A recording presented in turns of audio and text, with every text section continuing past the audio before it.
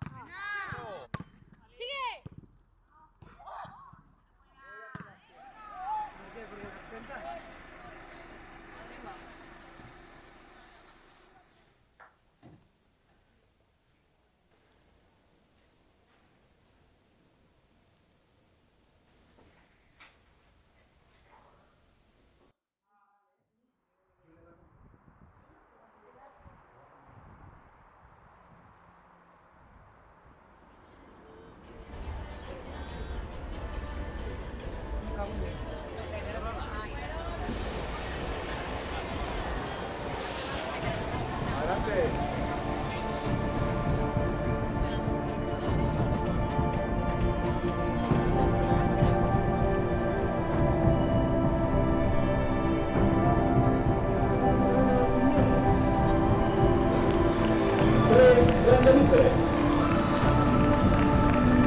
6 Valdefete,